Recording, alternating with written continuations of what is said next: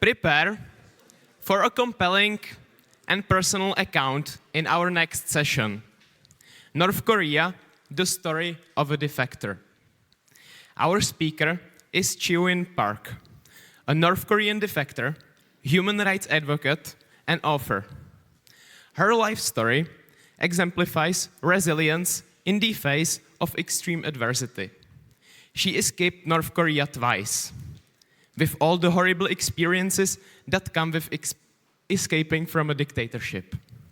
Since resettling in the UK in 2008, Chew-in Park has become a dedicated advocate for North Korean human rights. She authored the memoir, The Hard Road Out, One Woman's Escape from North Korea, and made history as the first known North Korean defector to run for a political office in the UK. Thanks to a donation of the South Korean embassy, you will be able to get her book after the session in the library. Now please welcome Chew-in Park.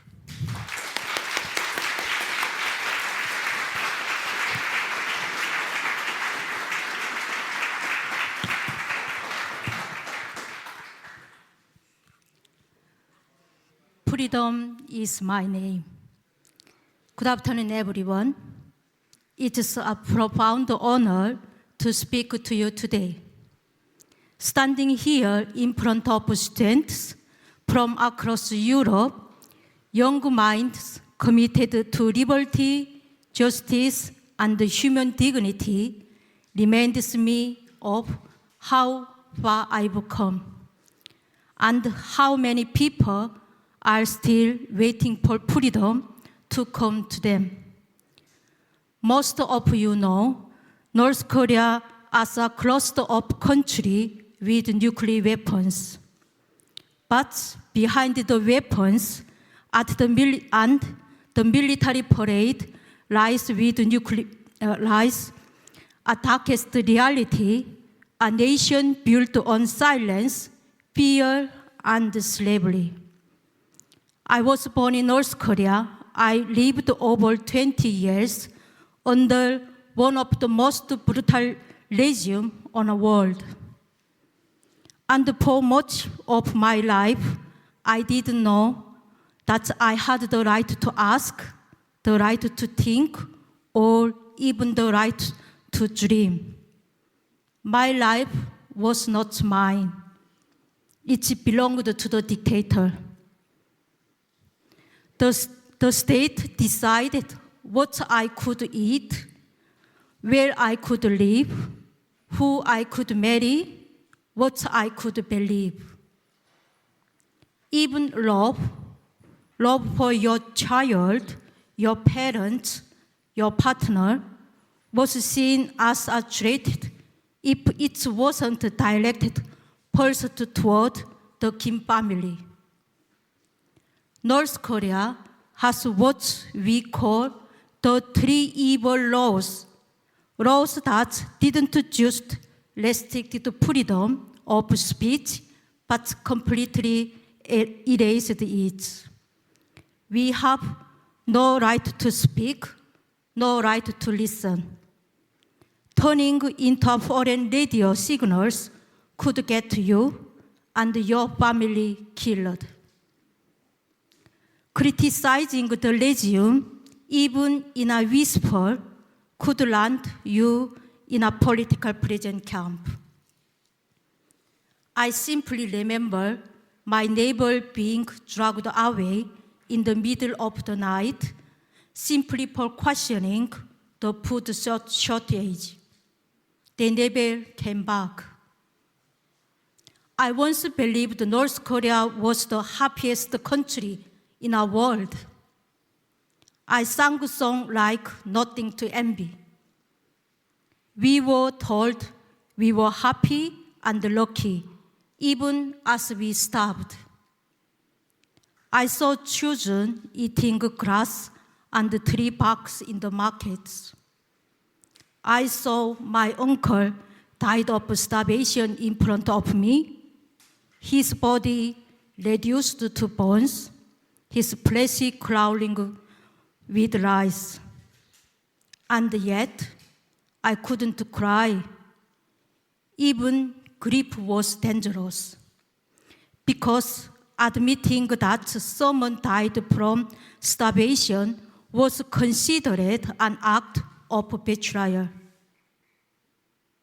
When my younger brother was dangerous, he was joined in military, so he went to the home, and if he cooked to political prison camp, we had no choice but to escape.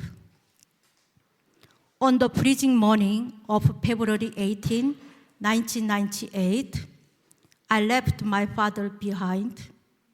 He was dying. He could barely breathe, but his final words were for me: leave this country, save your younger brother.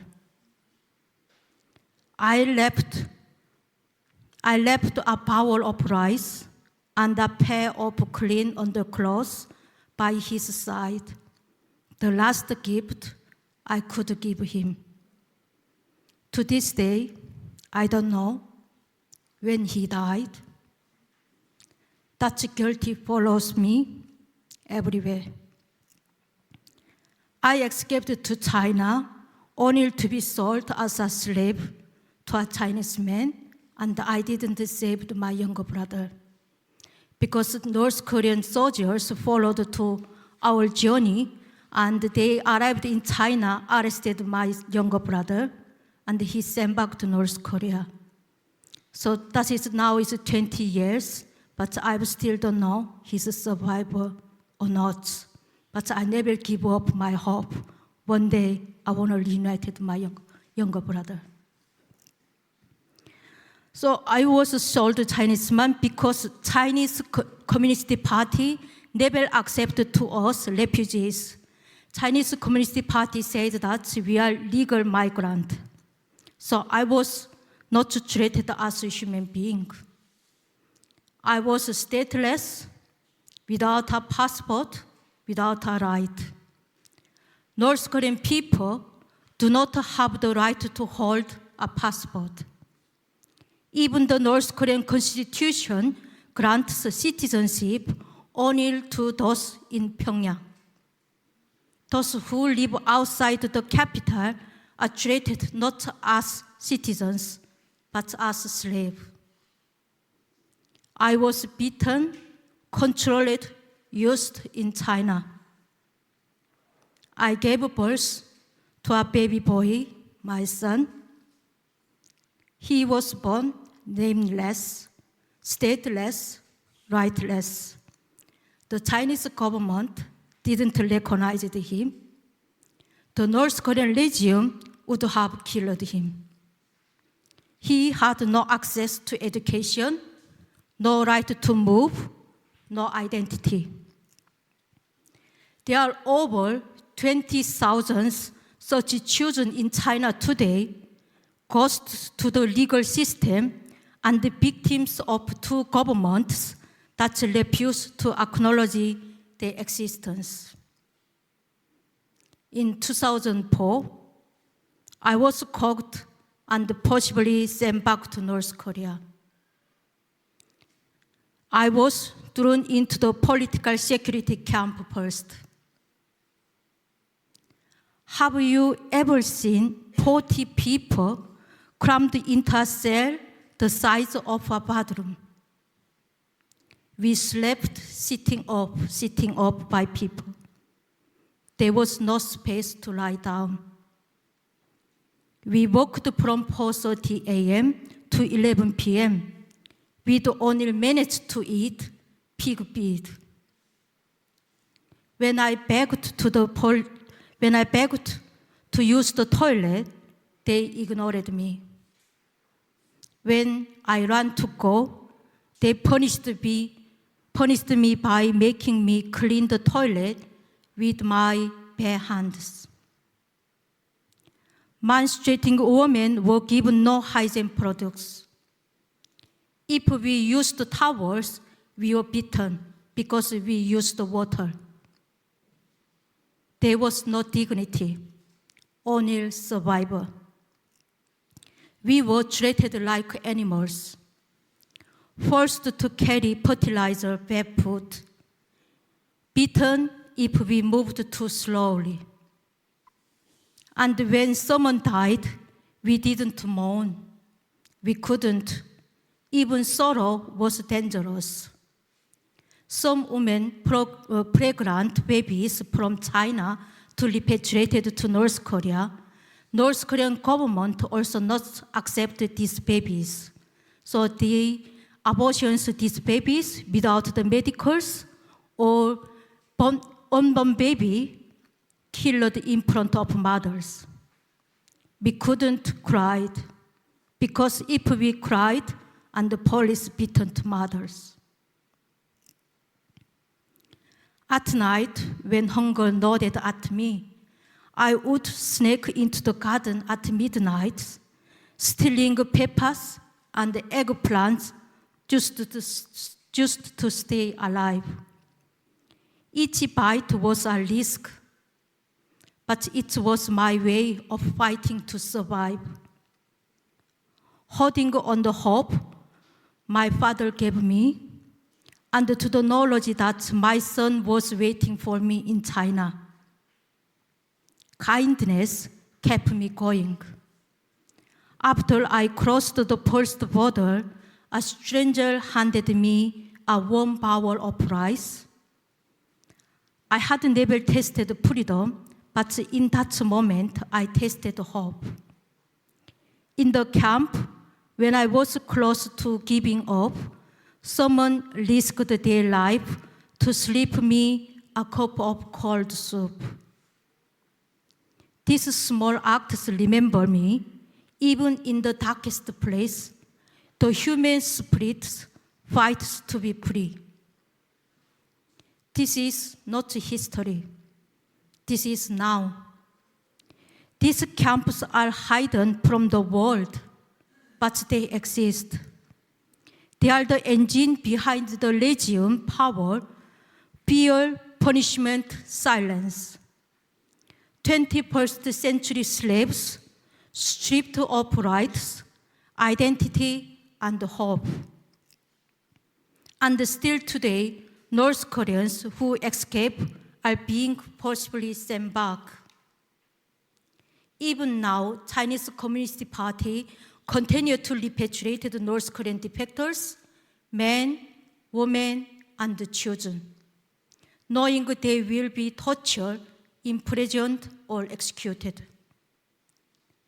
These are not deportations. These are death sentences.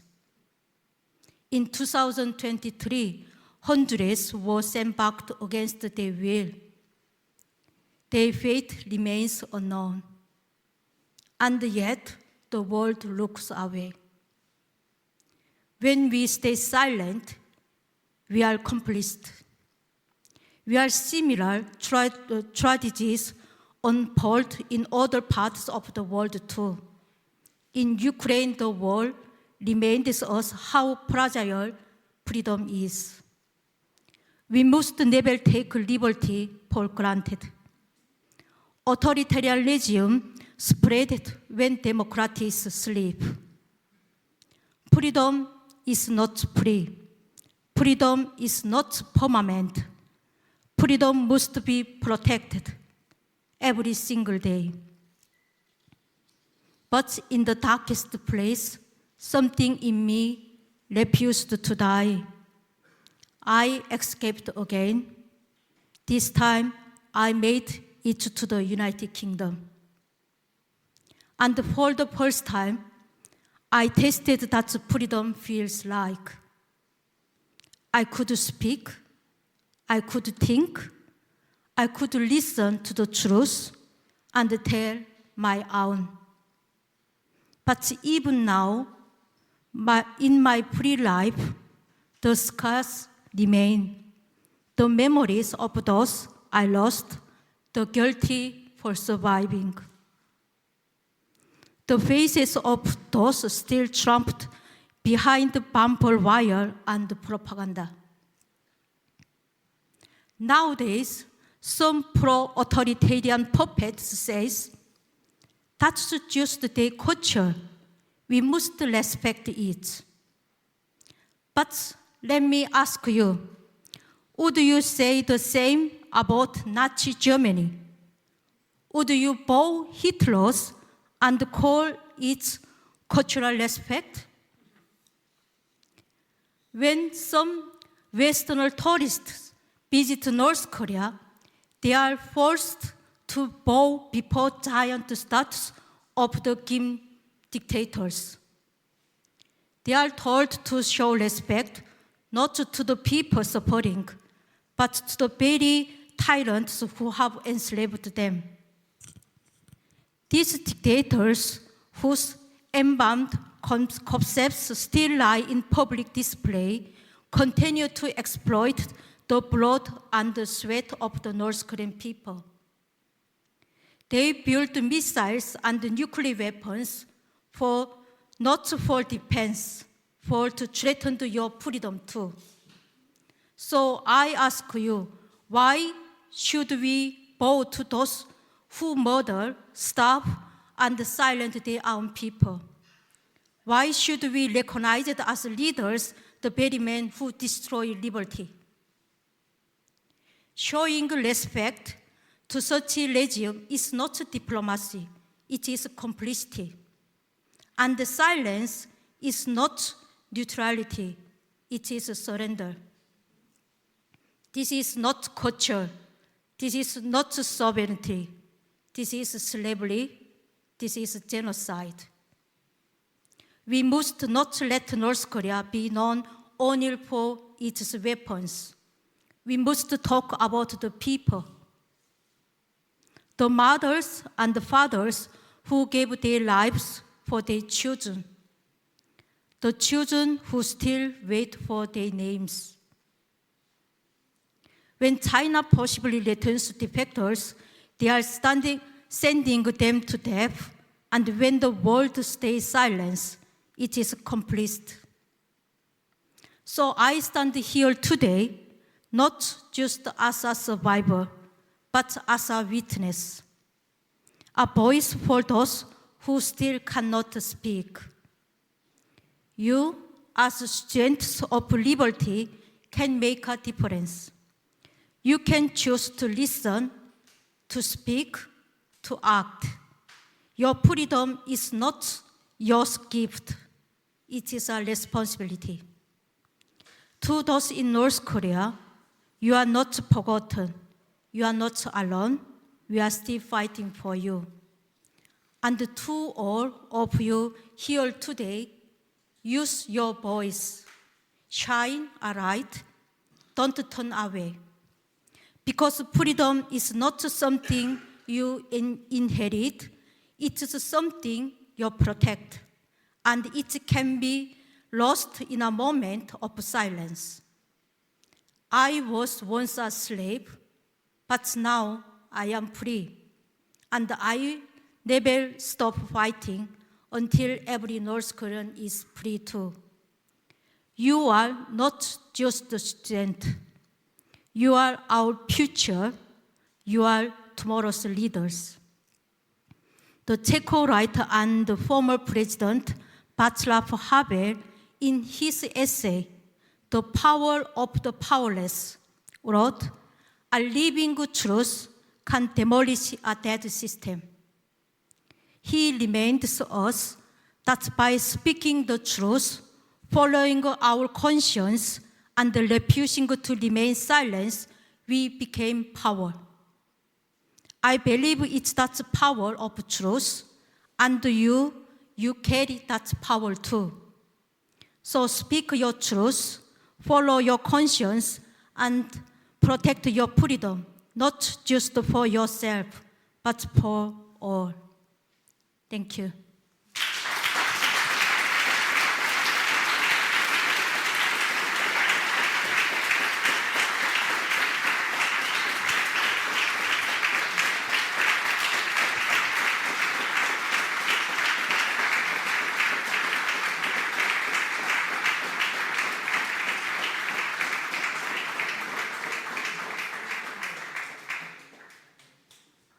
Are there any questions?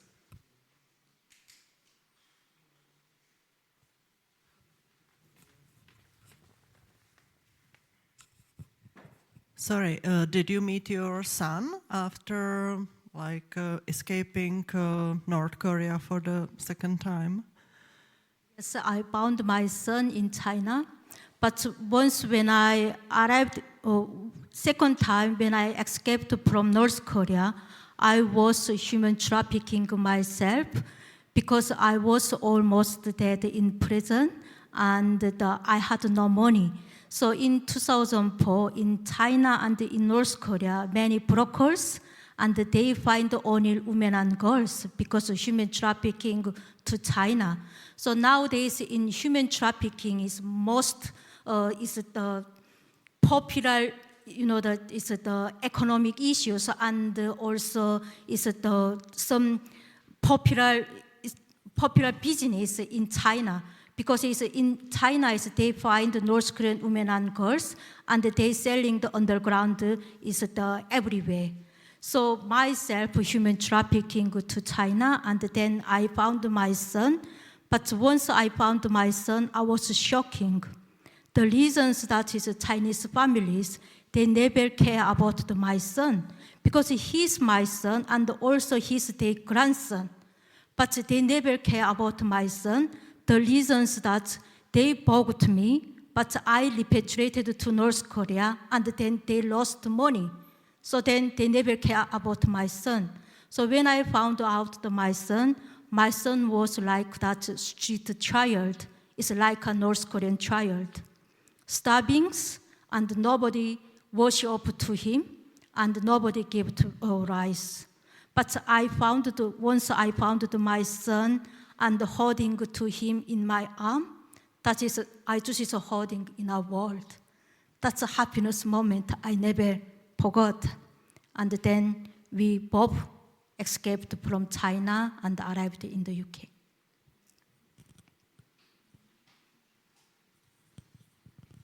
Are there any more questions? Okay. Hello, and thank you for this talk. I have a huge respect for you. And I wanted to ask you, we've heard terrible stories about China a couple hours before, and now about North Korea. And is there anything we can do about it besides talking about it? Because personally, I feel powerless. I feel like even the people who don't care about liberties too much recognize these atrocities that are happening and are against that. So I feel like I could remind other people about what's happening, but would that really change anything? Is there anything we can really do? Yeah, I know most of the Westerners, they understand this Chinese Communist Party systems in China, but most people, they don't understand North Korean totalitarian system. So North Korea is born in 1948, so now it's 80 years. Only Kim family is a dictatorship in North Korea. So China is, before his morning mentioned that China divided black and red people, but in North Korea divided three different 성분 systems. It's classifications. So we have got elite people and the middle class and the hostile classes. So elite people usually lived in Pyongyang areas and they have got a good job. And the middle people is just only normal person. And the hostile classes who's born in Japanese era or educated in Japanese eras, or family members who lives in South Korea. So their families never accept any good quality educations, jobs, everything that. So that is North Korea systems, and continued, they control the surveillance systems happening in North Korea. But when I arrived in China, China's system is similar in North Korea. You know that in North Korea, we have got apartment, usually it's apartment, 30 families or 40 families. So we have got one capitals, 인민반장, we call it, that is captain in one apartment, and she is controlled every family's life, and also she know that is how many folks in their houses or something that. So that is a kind of surveillance, not only one person. Every person is looking for every house, what do they eat, what do they say, who's visited their house or something, and then we report it. So that is all systems happening in North Korea. And in China, when I arrived in China, it's similar systems. In villages, they have what the female captains and also male captains. So when they find out that North Korean refugees in there, and after they reported to Chinese police. So in North Korea and in China, they made one of the agreement in first is 1960s when China happening the cultural revolutions.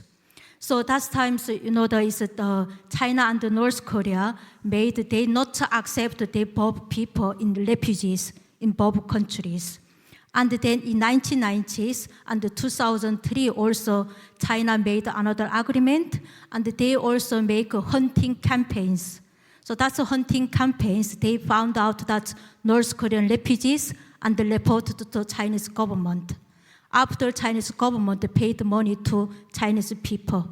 So now is many Chinese people, they found out that North Korean refugees and reported to police, and also they selling the women and girls in underground areas. So people I know this when I arrived in Westerners, is many people, they didn't understand the North Korea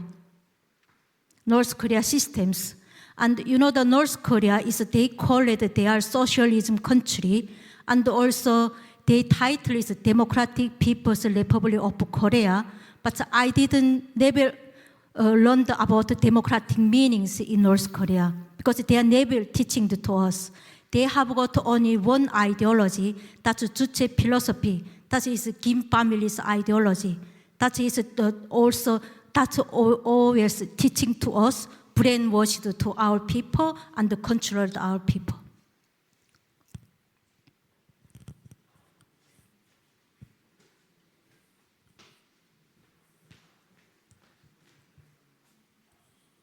So I wanted to ask you, do you think it's still manageable to escape North Korea even in these years when there's better technology and everything?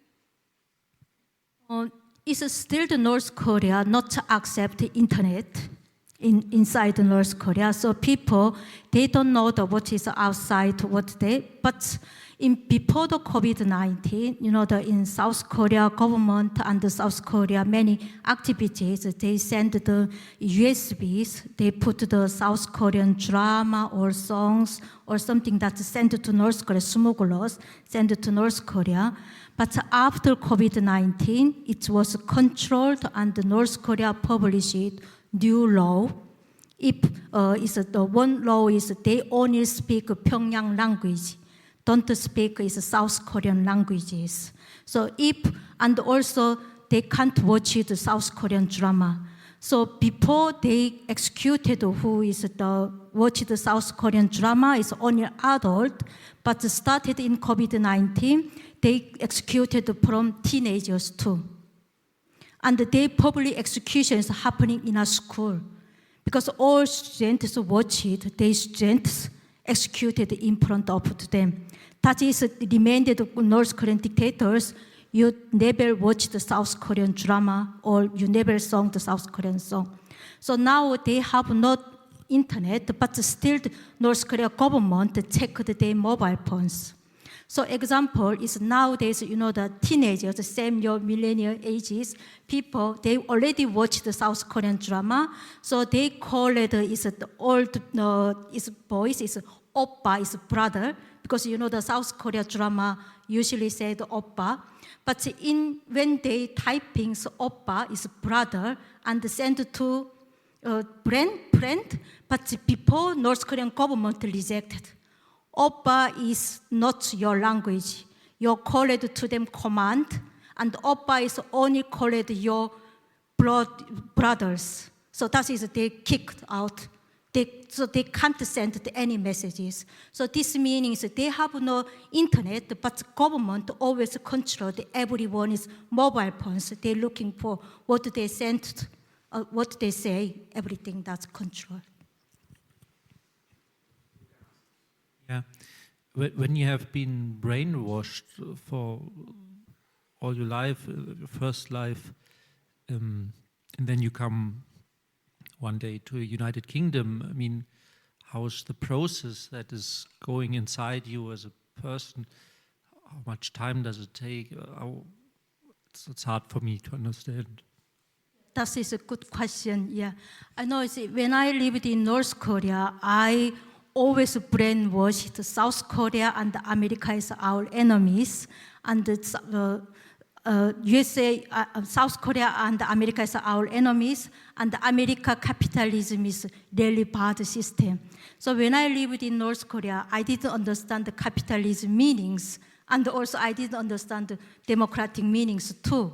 So my childhood, I always is war games with my friend, kick the American soldiers, because we made American soldiers, not only playground, in schools the same. We kicked to them and fight to them, and also school math class is the same thing. 10 American soldiers, you killed 5 American soldiers, how many left? So that is our brainwashed, and the animation is the same. Government made animations, always is fighting with the Americans. So that is all brainwashed, and most brainwashed that is started 1950s is Korean War happening, and the North Korea government said this war started in South Korea and in America. So, and then we really hated America and South Korea. And also one of the really painful histories during the Korean War, the Americans came to the North Korea and they killed 300 mothers and 200 children. So North Korea made their grave in Sincheon, and we continued teaching to them is Americans how is Americans killed is mother and children. They are all innocent people, but they killing our people. And also another story is Christians, how Christians evil. So North Korea, they also punished Christians and religions. So Christian issue is also same thing, 1950s Korean War. One of the American Christians came to the North Korea, and he was rich house, and his garden is apple trees.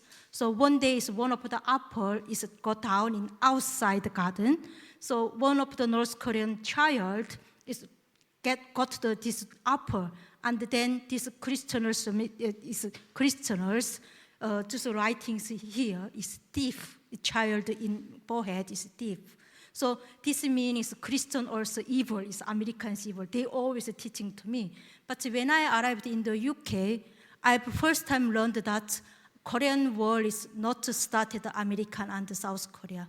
It started North Korea and the Soviet Union and also Chinese. First time I heard that is wake up to us. Because all life we brainwashed from government. So that's why we hated the South Koreans, we hated the Americans, and also we hated people who relatives in South Korea. So that is learning the truth is changed my mind. And now so that's why I'm just speaking in front of you. Truth is power. Truth is changed everything. Hello. First of all, I'd like to thank you for sharing this story with us, and it fills me with deep sense of respect towards you. I'd like to ask you if you could elaborate a bit more about your life as a woman in North Korea. What were the duties that determined by the government for you, and what was expected from you? Thank you. North Korea was born in 1948, but in 1946, North Korea made men and women's equal. They made this law, and the North Korean government said that woman was one wheel. So in North Korea mentioned that it's not people. We are kind of is the one of the is car. Is the car is they have got two wheels. So one is man and one is females. So this means North Korea government never accept to us human. They accept to us only machine. So in North Korea still, I know many Eastern Asia countries still patriarchal systems, but North Korea is mostly in patriarchal systems.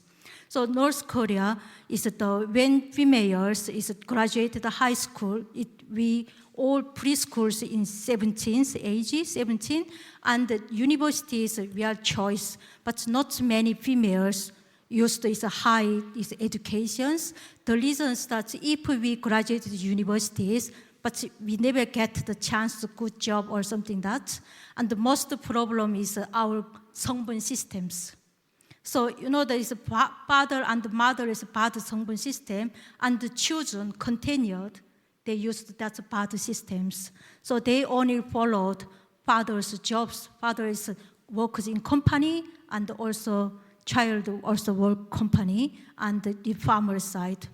And then most women is married in 24 and 25, because it's when started 17, all boys started military services, 10 and 12 years, and when they finished the military services, 28, 29 or 30s, and before his parents already make the engagement, each parent is a good 성분 system. They just find that whose family is a good 성분 system, and they find out. So females never understand the love or something that, and also school never teaching about that menstruating or sexuality issues, everything. So North Korean females never understand. So then during in famine in 1990s, many men is lost their jobs because all companies collapsed down and the government didn't pay the salaries, give the last food. So females started in market systems, but still there is domestic violence and the public violence is happening in North Korea everywhere. So in North Korea, women is really hard work, but they continue to punish it every societies and also family sides every too. So we are never understand the women's human rights issues and the women's rights in North Korea. You were talking earlier about if you question the religion, it could be really bad. What is the religion in North Korea like? Can you repeat it again?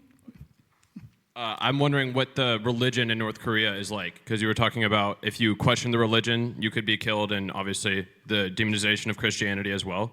I'm just curious what it seems like in North Korea.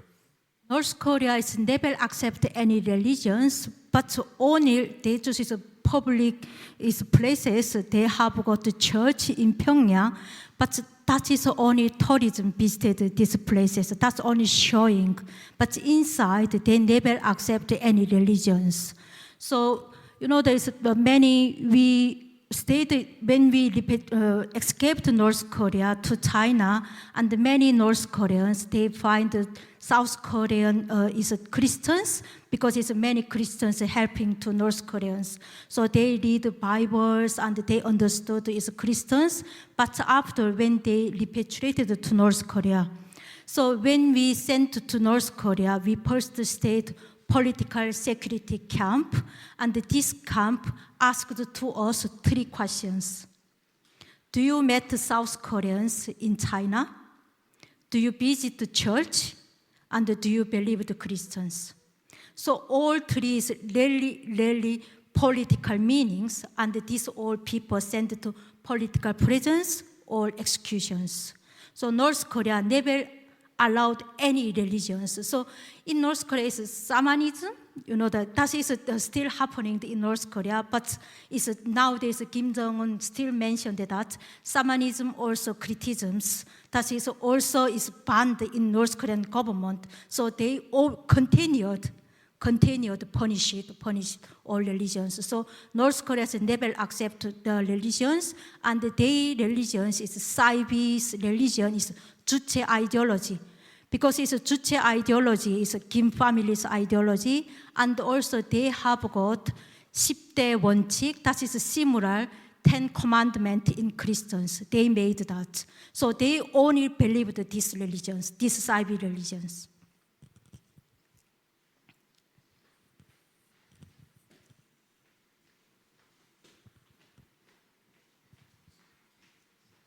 So I would like to thank you for sharing your story.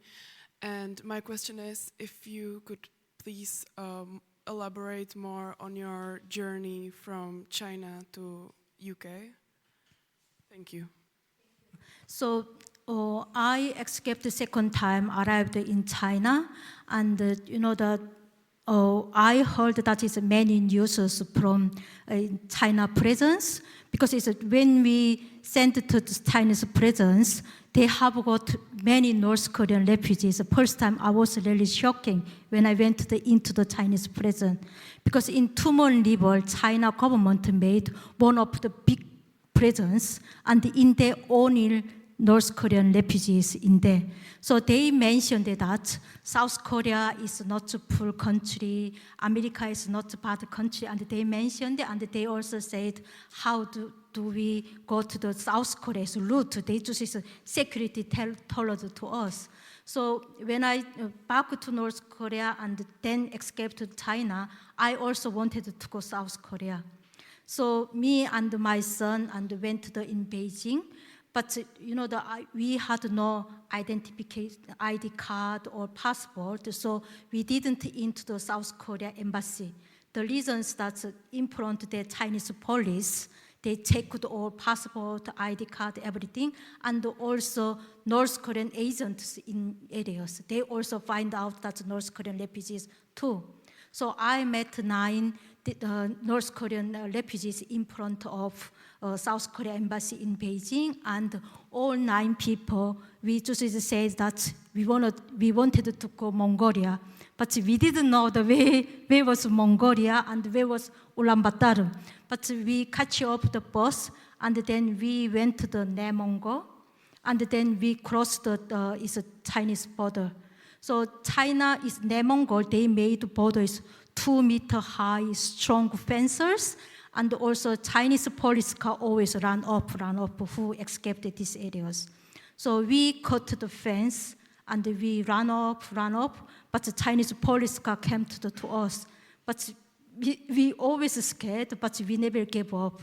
And then we arrived in Mongolia, and the first time I knew that Mongolia was a desert. My mind was a desert that is white sand, but Mongolia was totally different. But when we arrived in Mongolia, we didn't find any Mongolian people or something because it was a desert, nobody in there.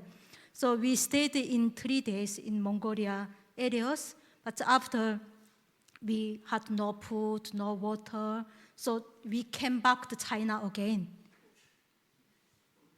We cannot die in this desert. So we came back to China again, and 2 years after, Korean American Christians is sent to us United Nations. But for me, first time, I didn't understand the United Nations meanings. So I thought that United Nations could be another brokers.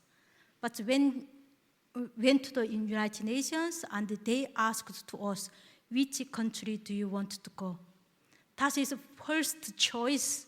First time someone asked to me, your choice. So choice for me is great opportunities. It's the first time I talked about I humans. So I chose the England, not the United Kingdom. I chose the England. The reasons that South Korea and America journey was really dangerous, and this broker could be success or not success, we didn't know. So I chose the England. The reasons that North Korea never teaching to us United Kingdoms. In North Korea, still teaching the England, Scotland, Wales, Ireland is different countries. So I chose England, and then success, I arrived in United Kingdom, but first time I was really confusing because the Home Office told me that welcome to the United Kingdom. So we thought that this person sent to us wrong country. But after I found that's United Kingdom meanings. Yeah. Thank you. I would like to ask you for one more applause.